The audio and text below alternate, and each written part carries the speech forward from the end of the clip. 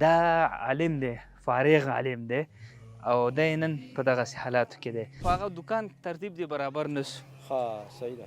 مولوي صاحب دغه دوکان خو هم نوی تازه ښکاري. والا نه ښکاري او بالکل ده. مخکې نه و دلته؟ مخکې دلته نه و، دا اوس جوړ شو بالکل. دغه غرفه هغه ما در سره واده کړې دا ستا شوه ښه؟ او مکمل دوکان دې سو، غرفه دې شوه، دا سودا دې هم پکې همدلته واچو، نور به انشاءالله اګست ګذر نه خلاصې. صحیح شو؟ السلام علیکم مولوي صاحب. ستړی مه شي. جوړ په خیر؟ کله راشي خاري. خیرات دی؟ قراري ده؟ مونږ خو د بیا پوښتنې ته راغلو مولوي صاحب، خو خدای په موقع باندې ګیرېږي. هر وخت چې راځي زموږ دروازه تاسو ته خلاص او ګرځې که نه؟ او ګرځو. ته راځه مولوي صاحب دغسې مخ مسیر دې داسې دی؟ همداسې بس هر طرف ته ګرځو. موږ خو دا اطراف دی بانډه ده که نه. ښه هغه تېره ویډیو خو مې کړې وه مولوي صاحب تا نه یاد دې شي؟ یاد مې شي. نو دا زه در سره یونسم ته ډېر خو به دروند نه یې، ته دې خوا شه زه به یې راواخلم.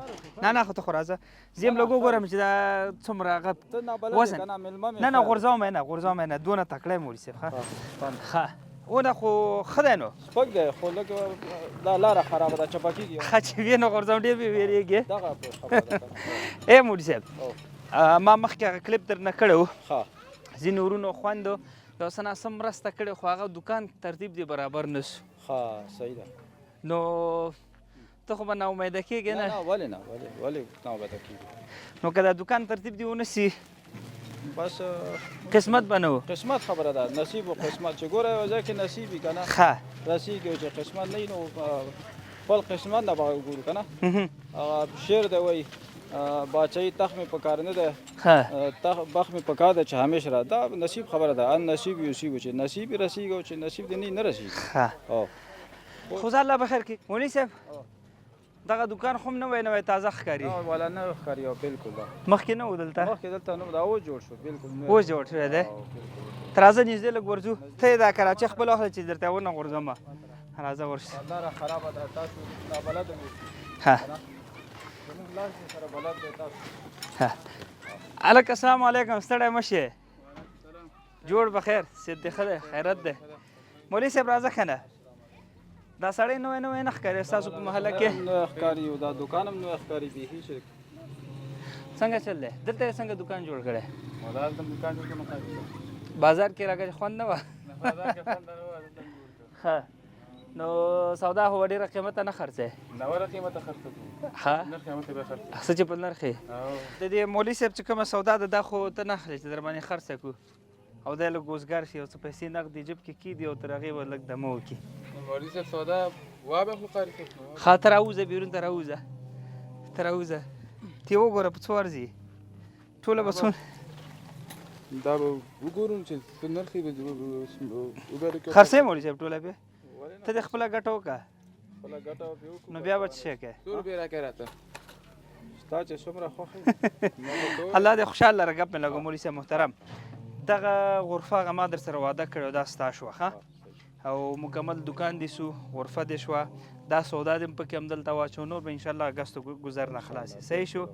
بس مبارک درته یې نو. تاسو ته خدای پاک اجر درکړي چې تاسو دومره تکلیف هم ویسته، زحمت هم ویسته، موږ ډېر دعاګانې ورته کوو انشاءالله. دا موږ هېڅ هم نه دي کړي، دا ستاسو حق دی. هغه څوک واقعا چې زحمت وباسي بیا ستا په عمر کې ټول ورځې دا لاسګاډی لاس کې نیولی یو کوڅه او بله کوڅه کې ځي تر څو پورې بچو ته یو مړی حلال رزق پیدا کړي، نو تاسو د ډېر شي مستحق یې، بیا خصوصا د عالم په جامه کې یو عالم یې او فارغ عالم یې او دیندار یې. الله دې اجر درکړي درته، خدای پاک دې نور هم استقامت درکړي. هر قدم الله دې تعالی دې میزان کړي. ټول ورونو خویندو چې مرسته ورسره کړي، کومک یې کړی، همکاري کړي، بس دغه د دوکان سو دی. مولوي صاحب لله الحمد هغه شی چې دغه ورور پیغام چې مخکې پکې ولاړ دی خپله دوکاندار دی، نو ده ته م ویلي چې شی دلته خرڅېږي، دغه د هغه شی ټول ورته راوړي دي، نو دغه اطراف کې دغه شی خرڅېږي، نو دا دې هم خپله مولوي صاحب ور دننه شه. بسم الله که بسم الله که زه در کوم درته یو څو قطۍ به زه درکړم، نور بیا ته خپل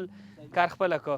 بس الله دې درته بختور کړي او خدای پاک دې پکې برکت درته واچوي. نو نور بیا ته پوه شه او کار دی، دا دوه خو دې واخله دا هم دلته کېده او نور به انشاءالله دلته یې اوس کېده، باقي به ځای ورته پیدا کوې. نو دوستانو موږ غواړو چې هغه خلک پیدا کړو چې هغه واقعا هغې زحمت وباسي، محنت کوي، چاته لاس نه نیسي. مخکې مې هغه تېر کلیپ کې مې د مولوي صاحب خبر کړی و چې د باندې داسې حالات هم راغلي دي کور کې چې څو ورځې هېڅ هم نه و، دی مریض او بیرون ته چې ونه ګرځي نو څه به کوي؟ بیا خو سودا یې نه خرڅېده او پیسې ورسره نه به وې، خو ده چاته لاس نه دی نیولی اوسه پورې. نو دغسې خلک چې زحمت وباسي، محنت کوي، نو دا زموږ سر سترګې دي. دې خلکو احترام پکار دی. خلکو به سره دغه محله کې څوک زما ویډیو ګوري، نور دوکانونه هم شته، سودا کوي اکثره دلته راځي، ځکه اول دی مستحق سړی دی. نو انشاءالله بل پیره بیا موږ مولوي صاحب راځو، بیا پوښتنه کو داسې نه دوکان خالي نه انشاءالله قسمت نه به خالي کېږي، نه به خالي کېږي، او یو سمه ده به لږ سختۍ تېره کړي، بیا به انشاءالله دغه سیستم خدای روان کړي. سره زموږ مخکې نه داسې شوق دی، هر څه په شوق کېږي، انشاءالله نه به خالي کېږي. که نه یو چې یو قسمت داسې ازلي او داسې یو آفت راځي ځان له مسله ده. الله دې نه راولي ته. نو دوستانو چې تاسو مرسته کړه، الله دې اجر درکړي، خدای دا جاري صدقه ته قبوله کړي، او موږ به کوشش کوو دغسې خلک پیدا کړو، هغوی خپلو پښو درېږي. داسې وخت راشي چې دا بل چاته بیا د الله په نوم یو څه ورکړي، دغسې وخت راشي. نو مولوي صاحب محترمه، د مرسته کوونکو نه بیا هم دعا ورته کوه. ټول ته دعا کوو، خصوصا هغه خلک چې داسې بېوزلو خلکو سره، داسې غریبو فقیرو مسکینو محتاجو خلکو سره، کونډو یتیمانو سره لکه تاسو غوندې کومک کوي. موږ انشاءالله سریر ساعته موږ زموږ بچي دا ټوله علاقه بلکې دعاګانې به ورته کوو. انشاءالله الله پاک دې ستاسو مخه رڼا کړي، الله دې خدای پاک تاسو ته مزید توفیق درکړي چې په دې وطن کې تاسو خدمت کوئ، لګیا یې سریر ساعته.